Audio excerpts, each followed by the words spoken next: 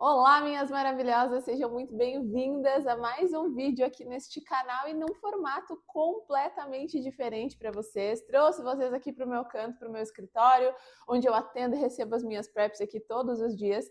E nós estamos estreando um quadro novo, reagindo a relatos de parto. Lembrando que relatos de parto aqui do YouTube, então vou fazer uma análise mais densa para vocês. Eu não faço ideia de quais são os relatos, eu acabei de clicar no primeiro aqui, já vi o assunto, mas esses relatos que eu vou gravar hoje foram selecionados pela Ana, do meu time, que trabalha dentro do meu time de marketing da empresa Maternar Sem Crise. E a partir de agora vocês fiquem completamente à vontade para me mandar lá no direct para comentar aqui quais são os relatos que vocês gostariam que eu reagisse, porque daqui para frente teremos esse quadro aí. Vou tentar postar ele pelo menos uma vez a cada 2 semanas para que a gente possa trazer mais conteúdos assim que eu acho que serão muito interessantes. Antes de mais nada, quero deixar muito claro para vocês aqui que eu talvez em alguns momentos não possa ser imparcial, mas trarei aqui a minha opinião profissional como doula e educadora perinatal, especialista em partos em recém-nascidos e como mentora de gestantes do mundo inteiro. Vou trazer alguns apontamentos importantes para vocês, profissionalmente falando, e gostaria que nós tivéssemos muita maturidade para interpretar tudo que foi dito aqui, porque nós estamos olhando para a experiência de parto de uma mulher e vamos poder apenas analisar e comentar em cima do que ela nos passa. Então, eu sempre falo dentro dos relatos, a gente faz um hot seat de relato de parto de Instagram e de TikTok dentro da Prep to Birth, eu sempre deixo muito claro para as minhas gestantes que talvez nós não tenhamos todas as informações. Então, baseado no que nós temos de informações, a gente pode tirar algumas percepções e algumas conclusões, às vezes, ok? Então, vamos lá. O primeiro de hoje olha só que legal, relato de parto normal sem dor, da Mariana, canal Cool Mariana. Eu vou deixar as informações para vocês aqui na descrição do vídeo. Bora! Bora um relato de parto normal, sem dor. Gente, eu tava muito resistente a fazer esse vídeo, porque muitas vezes eu quero evitar a fadiga. Mas eu acho que pode ser muito esclarecedor para várias pessoas e pode acabar ajudando muitas pessoas que, assim como eu, têm medo tanto do parto normal quanto cesáreo. Vou fazer só uma breve recapitulação. A Maria, desde o início, gente, da gestação, ela era um bebê acima da média. Ela era mais pesada e mais comprida que os outros bebês do tamanho dela.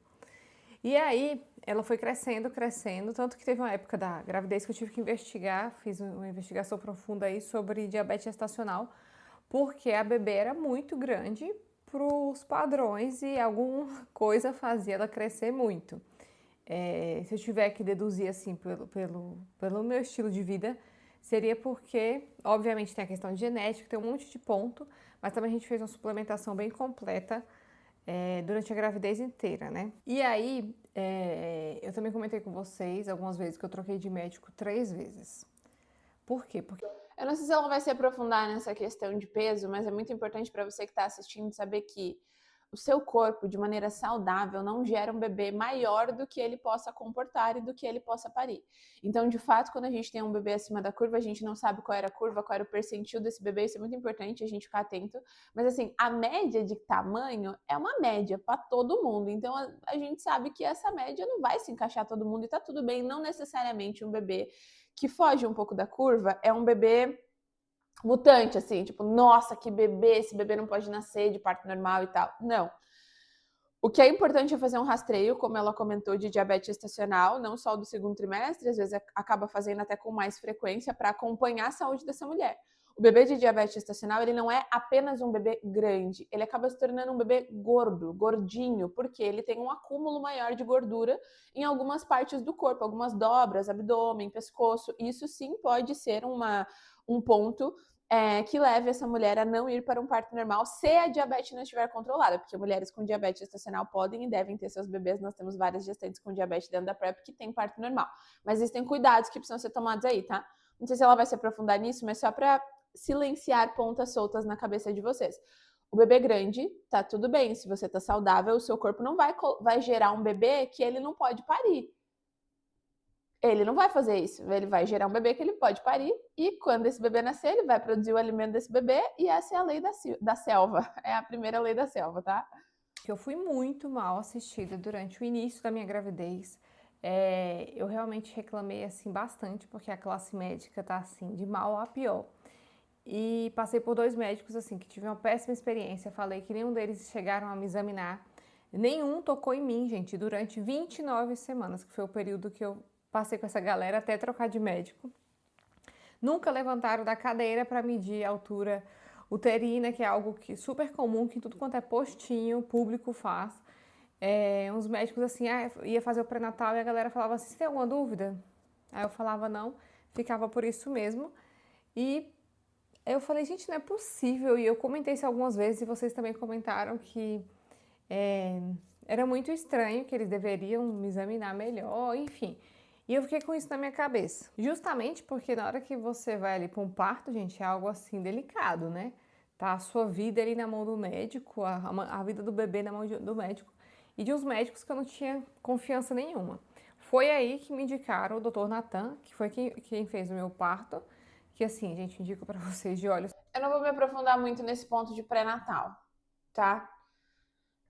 Medição uterina e tudo mais, vocês têm que encontrar um pré-natal com alguém que vocês se sintam confiantes e confortáveis. Não vou abrir muitas pílulas sobre pré-natal nesse vídeo. De olhos fechados, o trabalho do cara é extraordinário, extraordinário, extraordinário. E depois que eu tive bebê com ele, eu entendi o porquê das pessoas que têm bebê com ele, indicar ele com tanta... Fugiu até a palavra, mas as pessoas indicarem ele com tanto amor, assim, ai, o Natan é maravilhoso, não sei o quê, porque eu realmente acho que foi assim, impecável o trabalho feito. Quando eu comecei a ir no Natan, a história mudou completamente, então é um médico que analisa a questão do todo, analisou toda a minha saúde, olhou todo o meu histórico, olhou todos os meus exames, realmente viu que a Maria era um bebê que estava muito maior do que deveria, e aí o percentil dela, gente, chegou a bater 100 dentro da barriga, com as medidas que eles tinham, grande. que é o teto, é 100.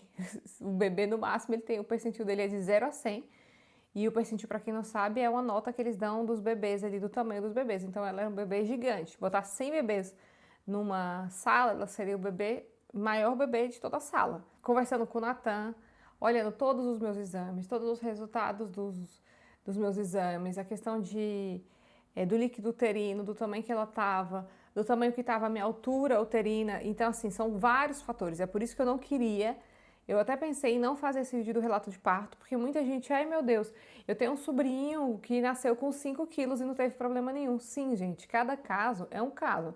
E o caso da Maria, ela precisava nascer, então eu tive um parto induzido, eu não tinha respondido isso ainda, né, com 37 semanas. Ela já estava muito grande, diversos fatores, isso é uma decisão médica, então assim, não tem como vocês aí do outro lado opinarem sobre uma questão que vocês só sabem isso aqui. Então, olhando todos os meus exames de sangue, a questão da água, o bem-estar fetal, que é o número 1 que a gente tem que avaliar aqui, questão de segurança de ir para um parto normal, foi indicado que eu fizesse a indução do parto. O que não...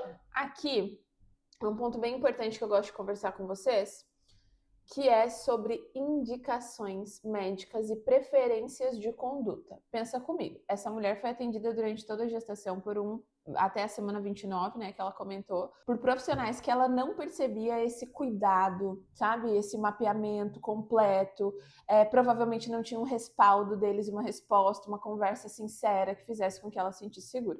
Quando ela encontrou esse médico, ele, avaliando o todo, trouxe para ela um diagnóstico, podemos dizer assim, né, de que esse bebê estava muito grande e de que talvez não fosse saudável continuar com esse bebê ali dentro da barriga.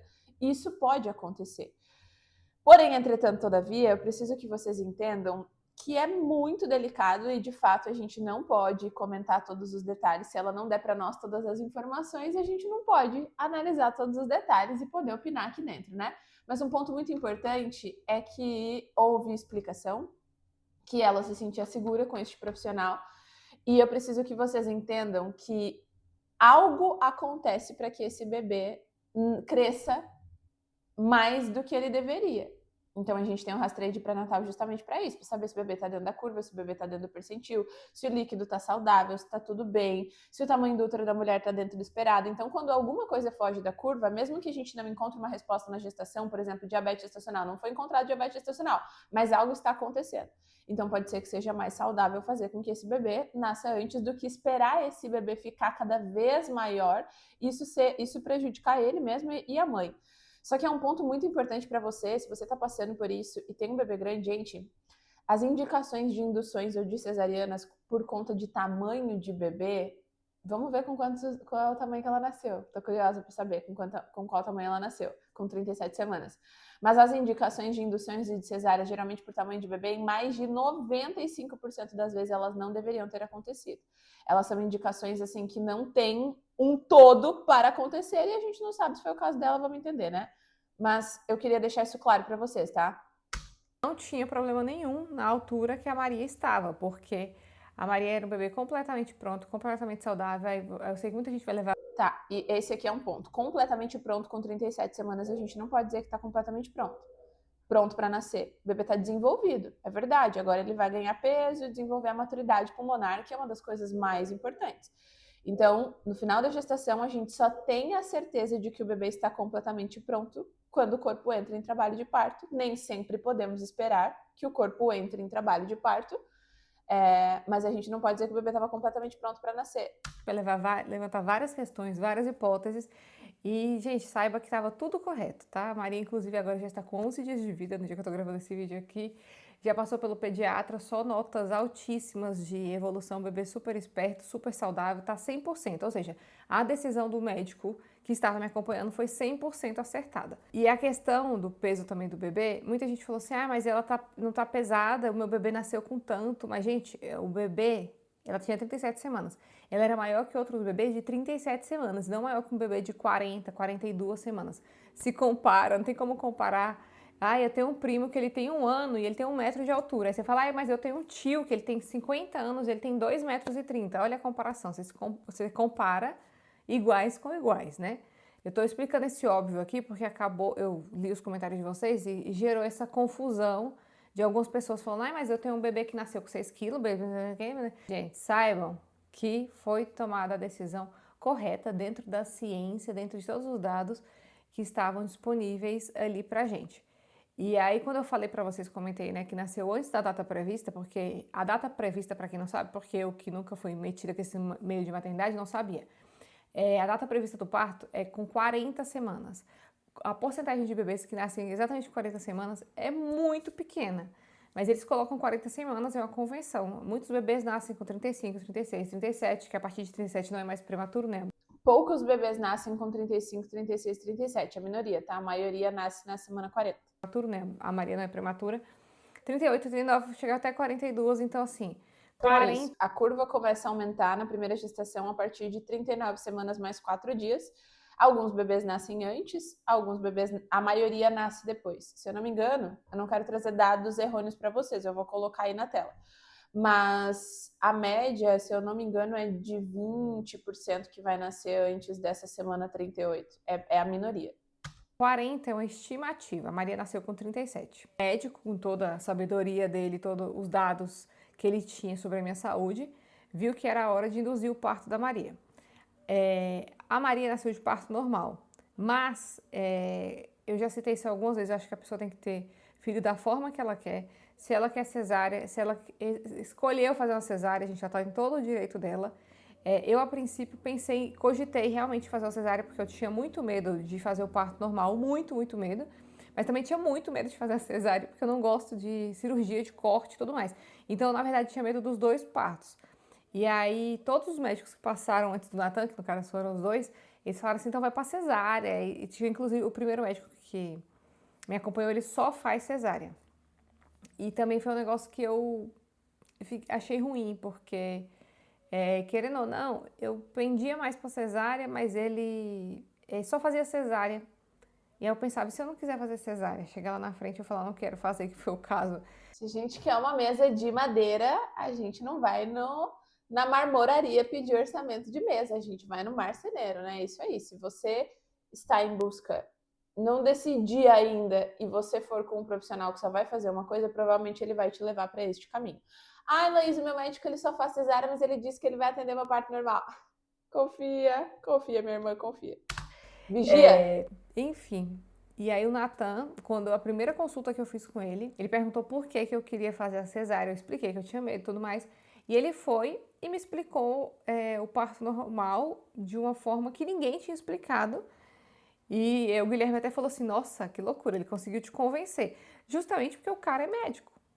As pessoas aqui, quem tá grávida sabe, a gente comenta com as pessoas que a gente tá grávida e todo mundo opina. Ah, eu vou ter que ser cesárea por isso, isso, isso, isso, isso. Aí a outra metade fala, tem que ser normal, por isso, isso, isso e aquilo. E a gente que nunca teve filho fica assim, entre a cruz e a espada. Tem gente que já nasce decidido, mas no geral a pessoa fica entre a cruz e a espada, não sabe o que faz. E eu fiquei com medo e o cara, ele faz parto ali quase todo dia. Então ele falou assim, ó, o parto normal é isso, isso e aquilo. A gente tem a opção de fazer com anestesia, reduzir sua dor e tal. E aí quando ele falou isso, minha mente explodiu. Porque eu não sabia nem que isso existia, de poder ter filho sem dor, né? No geral, assim, sem dor. Porque na minha cabeça, e das pessoas que eu conheço, falar eu tive filho normal, eu nunca imaginei que a dor era tão grande. Aí tem o tal do círculo de fogo. Gente, como eu não sou metida com esse assunto, tô toda caída aqui pra frente, né? Como eu não sou metida nesse assunto de maternidade, eu nunca tinha ouvido falar desse círculo de fogo, que é uma dor que dá lá embaixo quando o bebê sai. E aí, quando a galera falou que tinha esse tal do círculo de fogo, alguém teve a infeliz ideia de me falar. Vocês veem como a gente traz essa percepção de medo em cima da falta de informação? Então, ela tinha muito medo das duas vias, porque as duas vias para ela eram muito nebulosas ali na cabeça dela, não tinha informação sobre nenhuma daquelas duas coisas. Então, naturalmente, ela vai sentir medo. Por isso que eu digo, não se baseiem em cima do que as pessoas falam para vocês, porque as pessoas, se não são profissionais, só passam para vocês o que elas viveram. Você pode ter vivido uma experiência incrível de cesariana, não quer dizer que cesariana seja incrível, e você pode ter vivido uma experiência terrível de parto normal, não quer dizer que o parto normal seja ruim. Se você está grávida, principalmente se você está assistindo isso no início da sua gestação, você precisa ir em busca de conhecimento de verdade para que você tome as suas próprias decisões e não deixe que os outros decidam por você. Eu fiquei aterrorizada. Mas, enfim, aí foi ficando pior, cada dia pior. E aí o algoritmo também entendia que eu tava grávida, ele ficava me entregando conteúdo de parto. E isso, gente, é a pior coisa. Eu tava assim, ó, com a cabeça explodindo, esse tanto de informação. E aí quando o Natan chegou pra mim, explicou, ó, o parto normal, isso e aquilo, você vai ter esses benefícios, tem muitos benefícios pro bebê, me explicou tudinho. E tem a opção da gente estar fazendo com a analgesia e também com anestesia, enfim, gente, eu posso estar usando o termo errado. E aí eu falei, cara, eu vou nessa. Eu vou nessa porque eu acho que é o que está compensando mais. E aí, a partir desse dia, eu decidi que eu ia fazer o parto normal. Marcou a data, né, para induzir o parto, o bebê ele entender, né, que ele tá nascendo. E aí, fomos pro hospital, a gente fez o vlog. Uma coisa que, honestamente, tá? Honestamente, que eu traria para vocês como uma percepção profissional. Ela não diz com quantas semanas ela marcou a indução, disse que o bebê estava muito grande, mas marcou a indução ali, a data para fazer a indução. Visto que ela não tinha diabetes gestacional, algo que eu aprendi dentro das minhas assistências e com os profissionais mais atualizados que eu já trabalhei aqui, nós temos evidência para isso também. O ideal seria que a gente acompanhasse o crescimento desse bebê no final da gestação. E aí eu não sei, pode ser que ela tenha marcado na semana 36 para a semana 37, ela não deixou isso claro e tudo bem. Mas tomem cuidado se o profissional que atende vocês quer marcar assim na semana 30, na semana 32, com o bebê ainda com muitas semanas para crescer, uma indução para um dia X com a justificativa de tamanho de bebê, porque a gente precisa acompanhar o crescimento desse bebê. Então, é muito comum a mulher chegar no final da gestação, perceber que aquele bebê, poxa vida, realmente o crescimento dele está fora do esperado, e aí se faz uma indução. Mas marcar com muito tempo de antecedência, eu ligaria um sinal de alerta, tá? O vlog tá todo aqui, a gente internou 8 horas da manhã, né? Foi colocado no meu útero uma fita. E aí, Tá, aqui na tela tá escrito essa fita de propés. Gente, não é colocado no útero. A fita é colocada no colo uterino. Importante a gente entender que são duas estruturas diferentes. Lá no colo uterino final do canal vaginal da mulher é colocado a fita de prostaglandina sintética. O propés é uma das melhores prostaglandinas que a gente tem, disponível na rede privada, e ela vai fazer o processo de amolecimento do colo uterino, não do útero. Pegar bem lá, é feito um manejo, sabe? Um descolamento de uma membrana. Essa foi a hora que mais doeu, gente. Doeu muito, muito, muito, muito. Pelo que eu entendi, então, foi usada uma técnica mecânica junto com a prostaglandina. O que não me parece fazer muito sentido, depende do caso dela, depende da escala que estava o colo uterino dela, mas geralmente não é muito comum a gente ver descolamento de membrana junto com o propés, porque o colo uterino ele tá muito grande, grosso, fibroso, ainda mais com 37 semanas, então o descolamento é muito difícil, né? O ideal seria primeiro trabalhar o colo uterino com a prostaglandina, com o propés, para depois, se possível, fazer um descolamento. Provavelmente por isso que ela sentiu tanta dor, tá? Por ter feito o descolamento primeiro. A gente só faz o descolamento no colo uterino que já tá mole. Se a gente tá trazendo prostaglandina é porque esse colo uterino não tá mole. Descolou dá pra fazer, mas dói pra caramba nesse caso. Dor, assim. É terrível. Bacana, essa dor é... Nossa, assim, eu fiquei atordoada. E pra colocar a fita também, enfim, porque não tem, nessa hora não teve anestesia nenhuma. E aí, a partir desse momento, começam-se as contrações. Ele começa a avisar pro seu corpo ali que o bebê vai nascer. Sobre as contrações, demorei muito a sentir. Meu corpo, eu tava tendo contração, mas eu não sentia dor nenhuma. Aqui, o que é importante? A prostaglandina, ela pode sim, o que provavelmente fez com que ela sentisse contrações aqui foi o descolamento de membrana. O descolamento de membrana vai estimular mais essas contrações uterinas do que a fita de propés. Porque o propés, o objetivo dele é amolecimento de colo uterino e não envio de contrações uterinas. Então, pode ser uma consequência, no início de um processo de indução, com prostaglandina, a mulher começar a sentir contrações porque o corpo entendeu que o trabalho de parto está começando. Quando a gente vai fazer uma indução, a gente deve reproduzir as fases do corpo. Então, para quem entende um pouquinho mais sobre parto, ou para quem é minha aluna, aqui, na hora de amolecimento do colo uterino com a fita, é como se nós estivéssemos reproduzindo a fase latente, que é o momento em que o colo uterino começa a ficar apagado, a diminuir de tamanho.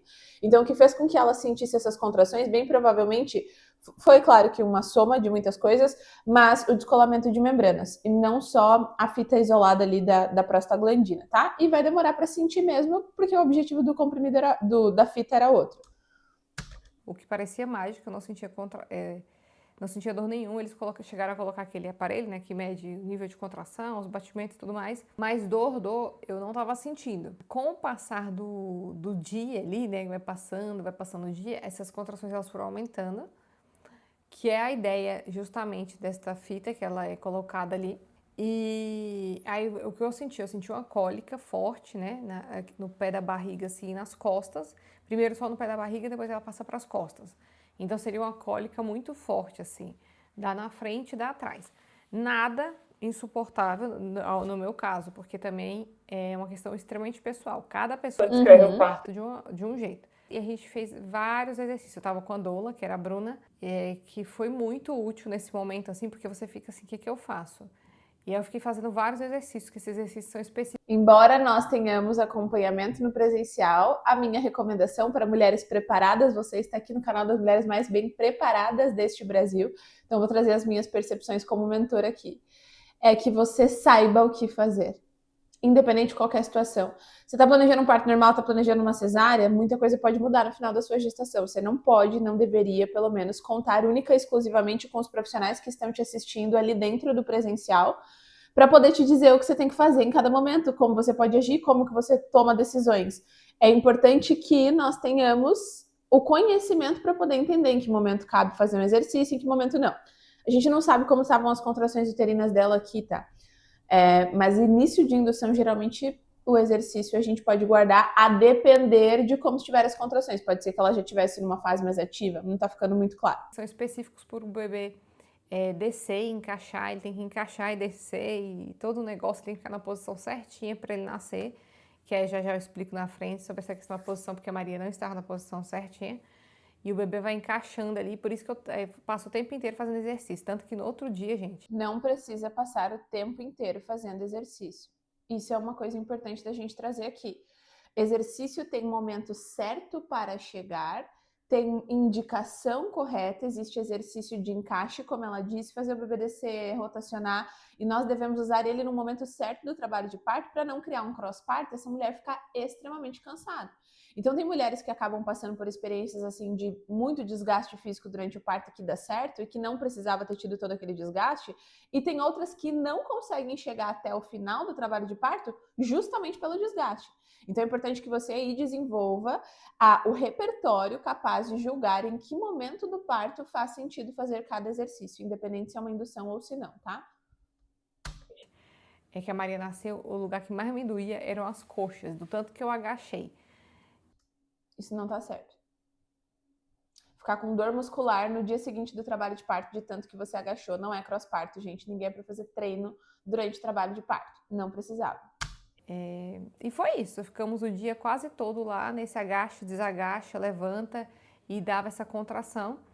E aí a gente foi pro centro, a sala de parto, né? Que eu acho que o nome é sala de parto humanizado lá. E aí se você quiser, você fica na banheira. Eu falei, não, eu não sou essa pessoa, na banheira, no chuveiro. Eu fico agoniada, preferi ficar ali no chão.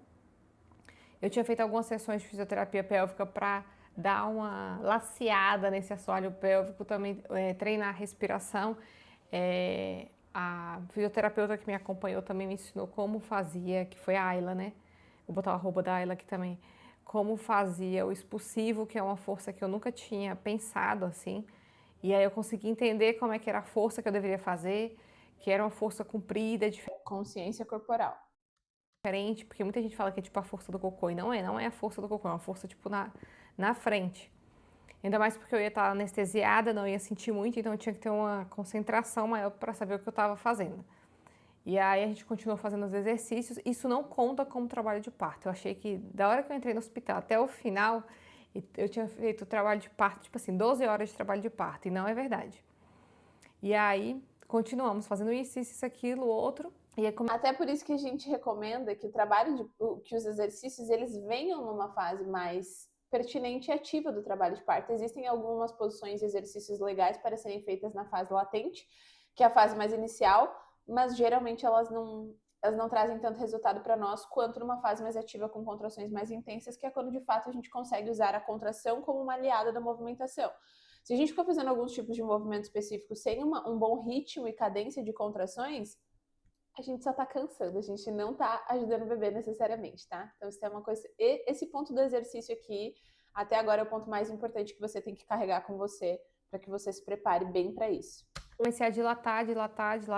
Eu fiquei em trabalho de parto, gente, eu acho que foi 3 horas e meia, 3 horas e 40, o total, desde a hora Muito rápido, muito rápido, muito rápido. que eles falam que é a partir de 6 centímetros de dilatação que eles contam que você entrou em trabalho de parto. Aqui temos um detalhe importante. Não é que ela entrou em trabalho de parto. A partir de 6, provavelmente a maternidade dela abre um certo tipo de partograma, que é para entender que esse trabalho de parto está ativo e acompanhar a evolução em ordem de números mesmo. Então, isso aqui é um detalhe muito importante. Meu Deus do céu, algo muito importante. Eu não sei se a gente já tem algum conteúdo falando sobre isso. Eu acredito que o Não Avalie a Progressão de Parto Errada que a gente tem, vou deixar aqui nos cards para vocês. É uma aula muito legal sobre progressão de trabalho de parto. Mas, quando a gente está falando de parto, progredir trabalho de parto, é importante que vocês entendam que o trabalho de parto ele inicia na fase latente e final de pródromos, mas o trabalho de parto ativo, geralmente a gente considera após 5 centímetros de dilatação, no caso aqui da maternidade dela, 6 centímetros de dilatação. Então é um momento, quando você está no trabalho de parto ativo, que a equipe começa a te monitorar e esperar que você dilate tantos centímetros a cada tantas horas, o que não é mais recomendado e o que a gente deveria tomar muito cuidado. Então você tem que ter uma noção e avaliar qual é o critério de avaliação da sua maternidade quando você for fazer uma visita estratégica de mapeamento, que eu falo muito sobre isso nos meus conteúdos. Precisa saber qual é o critério de avaliação de desenvolvimento de parto da tua maternidade, da equipe que está te atendendo, porque as evidências já mostram pra gente que grande parte dessas maternidades avalia errado a evolução.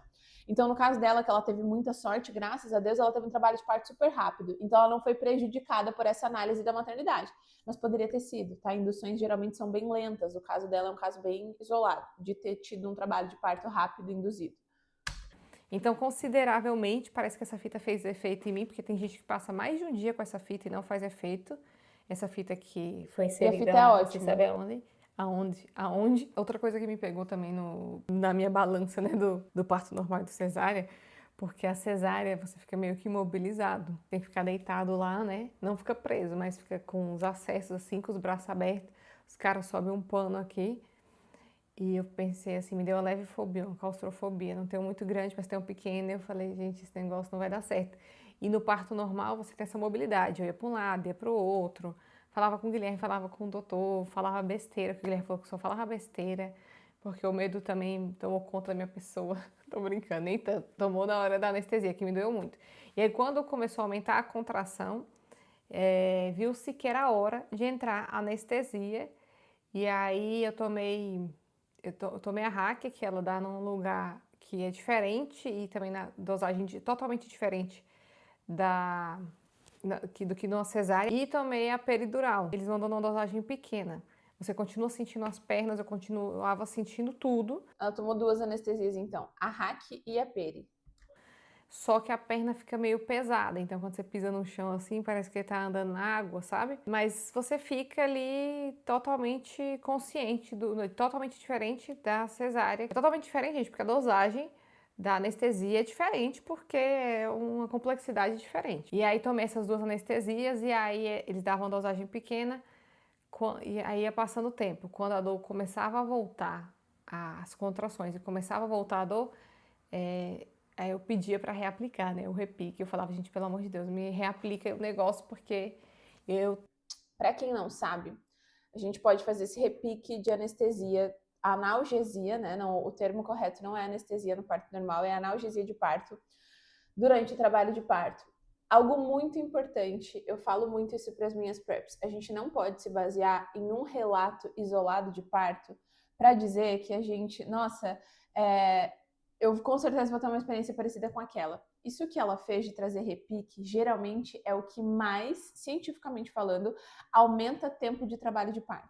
A analgesia peridural, por exemplo, que é epidural em outros países, ela é comprovada cientificamente que ela pode retardar a evolução do trabalho de parto, que ela promove um relaxamento e ela faz com que as contrações uterinas não aconteçam mais na mesma cadência, mesma frequência, mesma intensidade.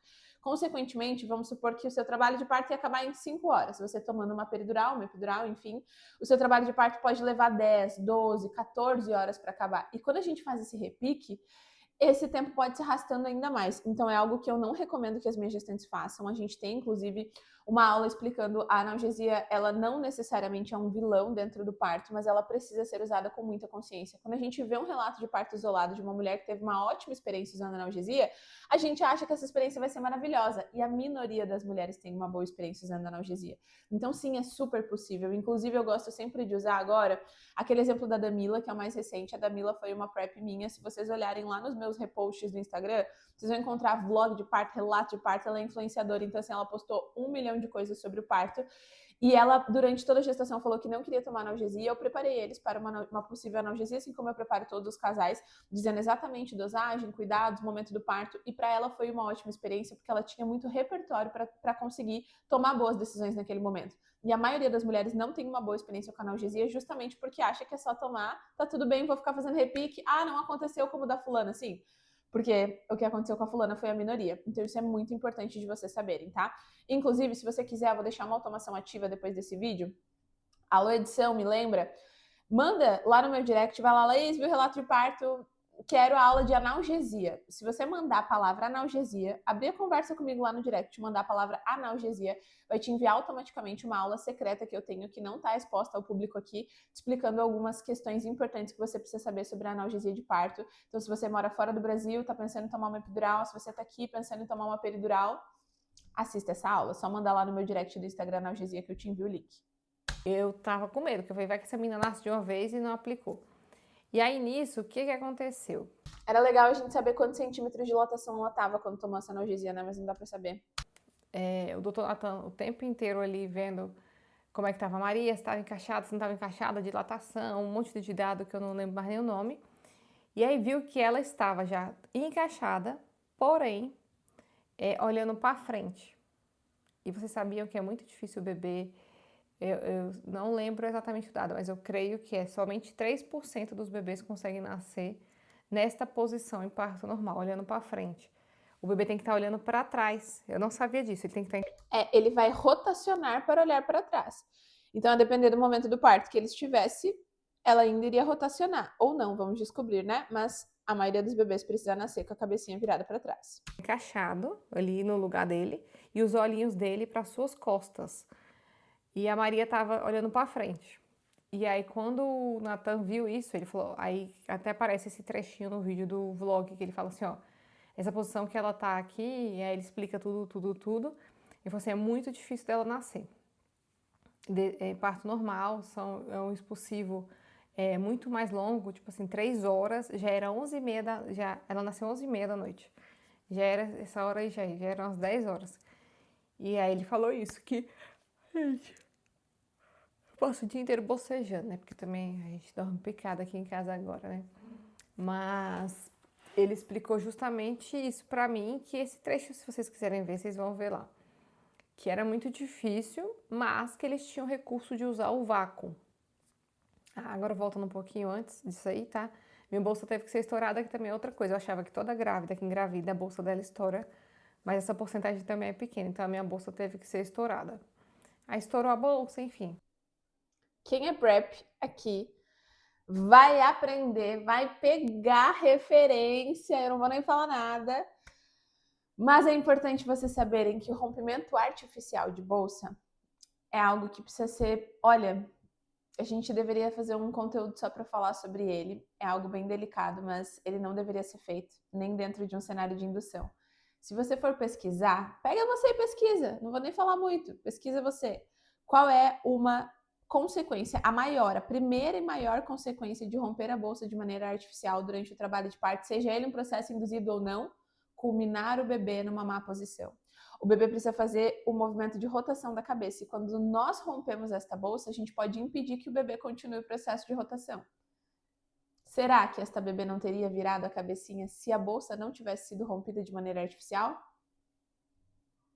Fica aí o questionamento. Enfim, que é coisa super comum, e aí ocorreu isso que eu tô falando com vocês agora, viu que a menina tava olhando pra frente, e aí ele deu a possibilidade de usar o vácuo, que eu também nunca tinha ouvido falar, mas o Nathan já tinha explicado pra gente em outras consultas, que também é um caso, não é muito difícil também ter que usar o vácuo, mas nessa situação seria uma alternativa pra gente já não falar assim, então desisto e vou pra cesárea, porque vai ser bem difícil dela nascer assim. E aí o vácuo é isso, ele dá um vácuo para puxar o bebê mais para a beira ali, e na hora de sair acabou que ela saiu sozinha, mas ele teve essa ajuda do vácuo, tipo, para descer o bebê. Tanto por isso que eu tive ela nessa posição que o povo chama de ginecológica, que muita gente fala que é um consenso, né? Que é a posição que a pessoa mais tem laceração.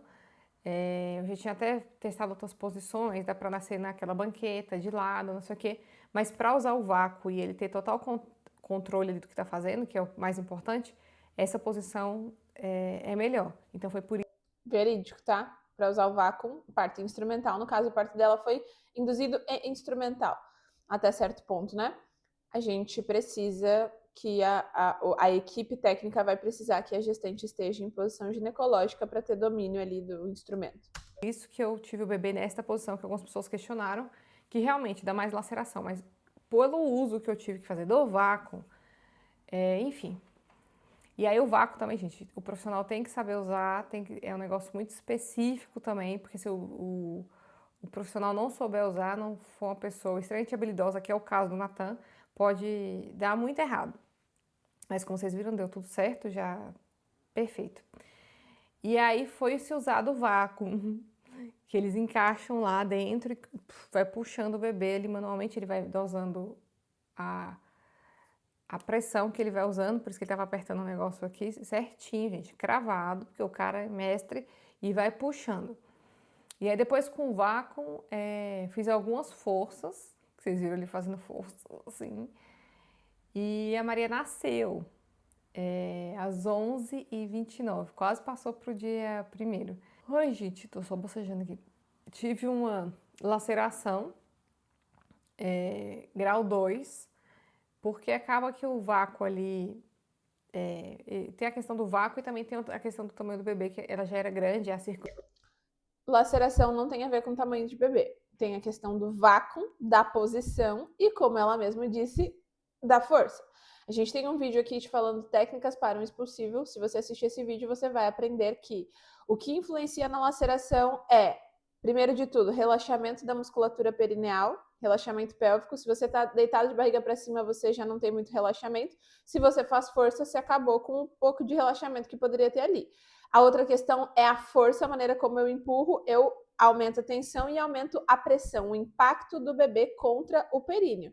E a outra questão é a respiração. Se eu tô fazendo isso aqui, eu tô fazendo uma força que não é uma força involuntária, é uma força voluntária. Então não tem a ver com tamanho de bebê laceração, tem a ver com posição. O parto instrumental, sim, ele vai fazer. Essa laceração dela foi uma laceração pequena para quem teve um parto instrumental com analgesia e numa posição que não é favorável. Então, bem provavelmente, o que ela passou ali na fisiopélvica ajudou ela a não ter uma laceração maior, mais grave, tá? Porque uma laceração de grau 2 é uma laceração mais tranquila. E com todos esses pontos, poderia ter tido uma laceração maior. Mas não tem a ver com o tamanho de bebê. A diferença é que a cabeça dela era grande, então acaba tendo isso, e ainda mais por se tratar da primeira gravidez, enfim, gente, são inúmeros fatores que causam laceração. Eu sei que um monte de gente vai questionar, mas eu tive um bebê de 10,50 kg e eu não tive laceração. Sim, gente, eu tive. E aí, levei vários pontos, estou aqui com os pontos, que esses pontos demoram tipo 40 dias para cair. Não senti essa dor do parto. Não para todo mundo, tá, gente? É bem relativo. Tem gente que cai ponto em 10 dias, uma semana. Não é uma regra, só para vocês saberem. As pessoas falam, né? Nem o círculo de fogo, porque também eu tive sobre a questão do círculo de fogo, né? Eu tive a aplicação de uma anestesia local ali embaixo, porque a outra anestesia que eu tomo não impede o círculo de fogo. Então, eu não senti o círculo de fogo nem nada. E aí, pra mim, gente, foi genial. E depois eu até dei uma pesquisada, que se vocês derem uma pesquisada, vocês vão ver que o nível de partos normais, tipo na Europa, é altíssimo. Mas é altíssimo porque eles têm esse costume de usar anestesia, que aqui no Brasil não. Exato. Toda vez que eu recebo uma gestante aqui, vocês sabem que eu atendo dentro da Prep to Birth mais de 19 países, ao total são 21 países que atendidos pela minha metodologia, mas dentro da Prep to Birth do meu acompanhamento, eu já acompanhei mulheres em 19 países. Então aqui a gente tem Austrália, Estados Unidos, Nova Zelândia, Canadá, China, enfim, vários países atendidos aqui e com bastante recorrência eu recebo muito essas mulheres, a grande parte da minha mentoria são mulheres que estão fora do Brasil também. E eu sempre deixo muito claro para elas, porque quando você está gestando fora do Brasil e você vê que o seu país é a favor de parto normal, você pensa, uau, eu não preciso me preocupar, se eu estivesse no Brasil, qualquer coisa eles mandar para uma cesárea. Não, Laís, aqui eles quase nunca mandam para uma cesárea. Cesárea aqui é só se for realmente necessário. Mas você tem que entender que geralmente vocês querem uma experiência de parto natural em um país que não está acostumado e não é a favor do parto natural.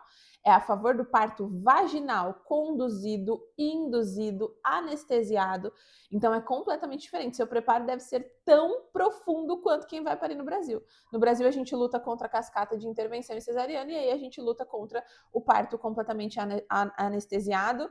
E fora isso também são muitas intervenções oferecidas fora.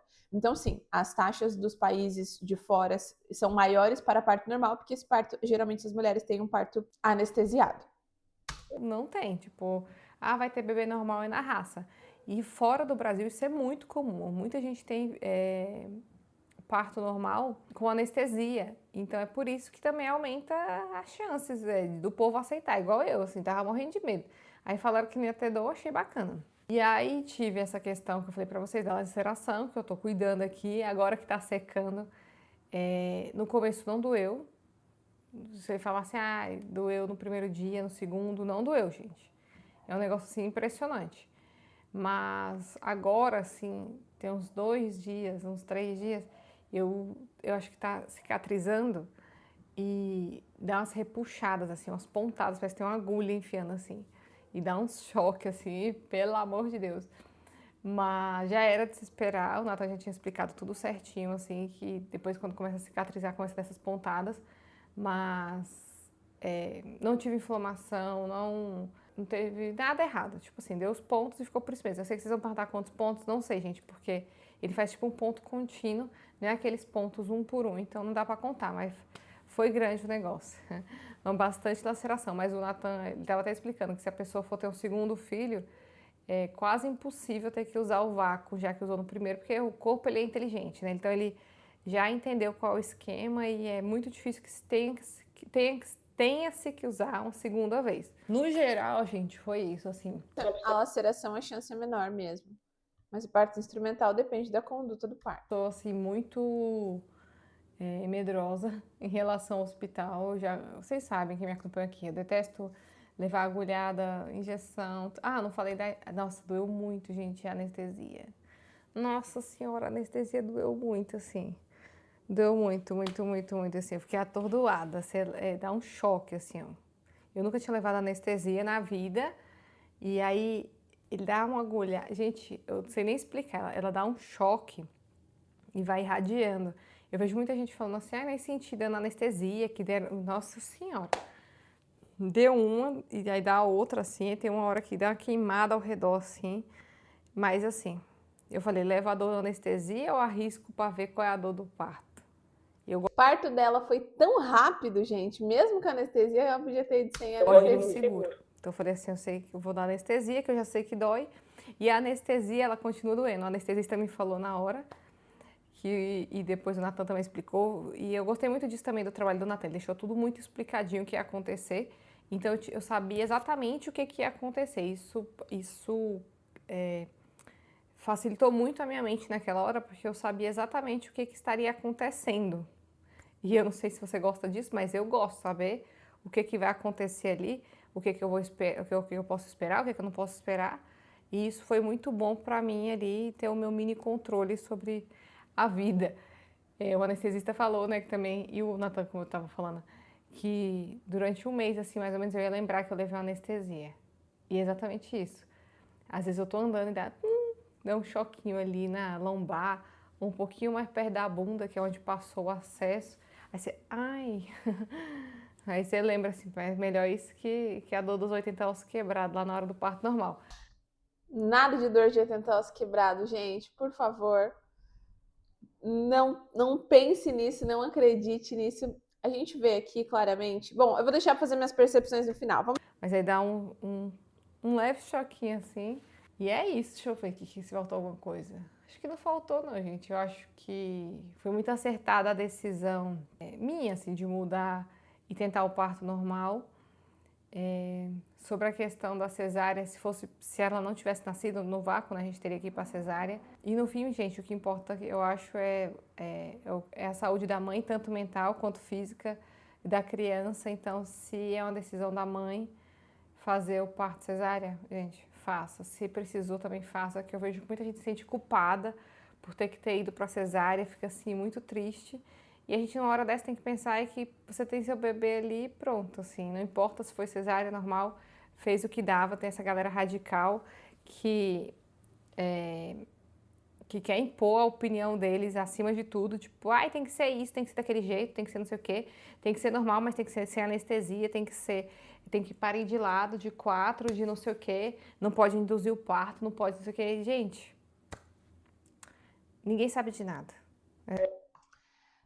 Na verdade, só o seu médico sabe.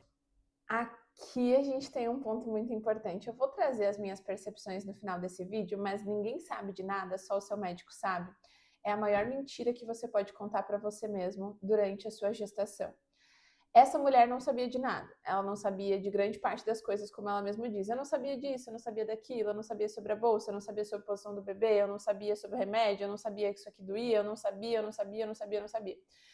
E as decisões que ela tomou aqui foram pautadas em cima da confiança de alguém que estava atendendo ela. Eu sempre reforço aqui nos meus vídeos o quanto é importante que você estabeleça uma relação de confiança com o seu médico, mas que você não deixe para descobrir as coisas só na hora do parto. Porque existem preferências médicas. Então, para resolver um problema dentro da sala de parto, às vezes a gente tem mais de uma opção. O teu médico vai trazer para você a opção que ele prefere, que ele sente mais seguro. Como, por exemplo, se nós pegarmos o caso da indução, alguns médicos só marcariam e agendariam a indução dessa mulher, às vezes 1 dia, 2 dias antes, porque eles iriam querer acompanhar o desenvolvimento desse bebê, acompanhar o crescimento desse bebê, entender se era realmente necessário. Quanto mais tempo o bebê ficar dentro da barriga, no final da gestação, para esse amadurecimento pulmonar é importante. Então, alguns médicos médicos poderiam ter marcado essa indução bem em cima. O médico dela se sentiu mais seguro de deixar marcado com antecedência, pelos motivos dele. E não quer dizer que ele está errado. E também não quer dizer que esta era a única opção.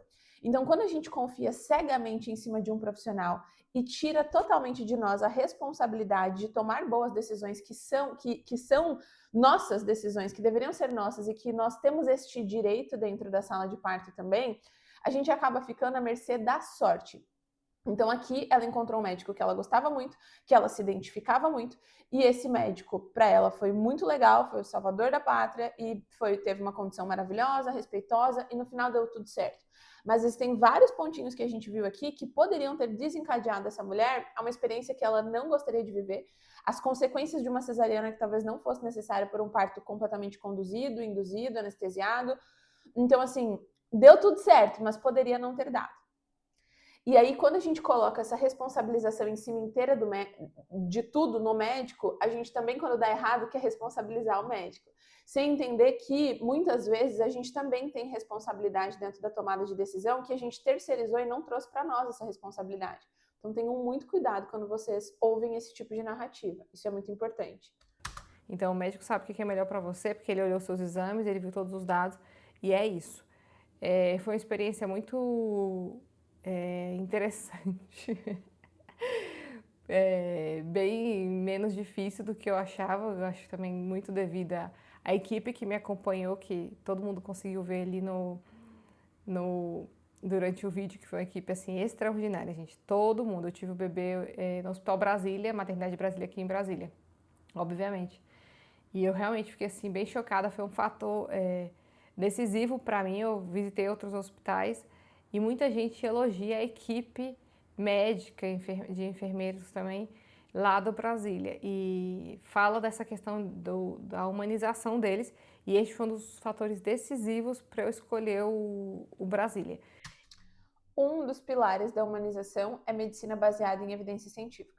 Todas as vezes que vocês pegarem uma equipe que vocês consideram ser uma equipe humanizada, façam uma boa análise de maternidade, de equipe e entendam se realmente as condutas são baseadas em evidências. Porque se a conduta não é baseada em evidência, a equipe parece ser muito humana, mas não necessariamente é. E, gente, eu não me arrependo hora nenhuma, foi, assim, impecável, assim, da enfermagem ao médico, a Nana, todo mundo, nota mil mesmo. É isso, meu povo. Eu vou embora, por quê? Porque já tá na hora da gente dormir. Bom, assistimos aí o relato de parto da Marina, do canal Com Marina. Vou deixar para vocês todas as informações aqui abaixo, caso vocês queiram assistir. É muito importante a gente reforçar 2 pontos aqui. Primeiro de todos é que nós temos uma fração de informações. E baseada nessa fração de informações que ela trouxe, eu tentei ser o mais transparente possível, o mais honesta possível também com vocês. Existem pontos aqui de atenção que poderiam ter dado muito errado. A gente tá falando aqui de indicação de indução, a gente tá falando do rompimento da bolsa, a gente tá falando de posicionamento, do cross-parto, tem muitos detalhes aqui que a gente só poderia saber verdadeiramente se foram bem indicados, se a gente tivesse uma riqueza maior, uma propriedade maior de informações aqui do que aconteceu mesmo. Mas existem muitos pontos de atenção que eu acho que você que está buscando viver uma experiência surreal de parto, independente de como ela aconteça, deveria se atentar. Quando eu quero viver uma experiência surreal de parto, né, porque as mulheres que me acompanham aqui, é isso que elas estão buscando, não é só quero ter um parto normal. É quero viver uma experiência legal, quero ver uma experiência surreal, uma experiência consciente, onde eu consiga tomar boas decisões. Eu até postei um conteúdo, na verdade vocês não receberam esse conteúdo ainda, ele vai sair agora no meu período de licença maternidade, se eu não me engano. Talvez quando esse vídeo for pro ar ele já tenha. Falando sobre um jogo, Life is Strange, que é um jogo de simulação de vida real. Nesse jogo, eu trouxe o ponto pro vídeo, né? Nesse jogo, todas as vezes quando você vai tomar uma decisão, tipo, deixei uma garrafinha de água em algum lugar, aparece um recado na tela dizendo assim, essa ação terá consequências no final. E aí eu pensei, e se durante o trabalho de parto, todas as vezes que a gente tomar uma decisão, ou durante o nosso pré-natal, aparecesse numa telinha, assim, nos nossos olhos, essa decisão que você está tomando te afasta em 30% da experiência de parto que você gostaria. Essa decisão que você está tomando te aproxima 70% de uma chance de uma UTI neonatal. Será que a gente tomaria essas mesmas decisões sem pensar tanto e confiando cegamente naquela indicação que estão nos dando? Então, aqui no caso da Marina, é muito importante que a experiência de parto dela foi preservada. E, honestamente, se mãe e bebê estão bem, isso é muito importante. É muito importante que essa mulher tenha se sentido acolhida pelo médico, pela equipe, que ela tenha se sentido respeitada, que ela tenha sido validada e que para ela foi uma boa experiência. É isso que importa. Ela vai guardar o dia do nascimento do bebê dela com todo carinho e com todo amor. Só que a gente não pode pegar um fato isolado, uma experiência com muitos pontos que mereciam atenção e que deveriam ter sido mais trabalhados pelo casal durante a gestação, né? Essa busca por entender de verdade até que ponto a equipe pode tomar decisão, que eu posso influenciar. E essa decisão aqui que eu tô tomando, o que ela pode me causar lá na frente? Porque a decisão consciente é isso. Quando você entende todos os pontos que estão sendo oferecidos e que podem ser oferecidos na hora do parto para você, você consegue previamente tomar boas decisões e falar, se eu decidir isso aqui na hora do parto, pode dar muito bom, mas também pode dar muito ruim.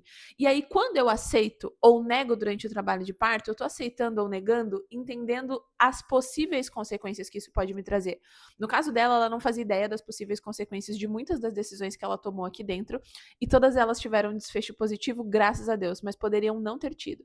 Então, o ponto maior desse vídeo que eu quero que você entenda, e eu assisti ele totalmente no escuro, eu nem sabia. Quando eu vi parto sem dor, achei que ela ia trazer um relato de que ela teve uma experiência de parto sem dor mesmo, e viveu uma percepção de dor baixa. Mas foi completamente diferente do que eu esperava, e isso que é legal, né, do React ao vivo. Mas o que eu quero trazer para você é: busque profundidade nas informações e desenvolva um repertório para que depois você não se frustre com uma experiência que você achou que poderia ter sido de um jeito e aconteceu de outra, quando na verdade aquilo que aconteceu eram consequências básicas das decisões que você mesma tomou durante o trabalho de parto. Não seja refém. Um dos pilares da humanização, além de evidência científica, é a autonomia e protagonismo da mulher. E a gente só consegue ter autonomia quando a gente sabe o que a gente está fazendo. Se eu não sei o que eu estou fazendo, eu estou tomando uma decisão ali, e eu não sei o que eu estou fazendo, na verdade eu não estou tendo autonomia, eu estou sendo coagida a tomar essa decisão, estou sendo convencida de que aquela decisão é boa, mas não necessariamente eu realmente acredito naquilo. Então a gente se sente seguro e confortável quando a gente tem domínio das nossas informações. Que bom que deu tudo certo, poderia não ter dado, espero que para você dê tudo muito certo. E me conta aqui se você gostou desse formato de conteúdo, hein? Primeira vez postando esse conteúdo aqui, eu quero saber se vocês gostaram para poder trazer mais.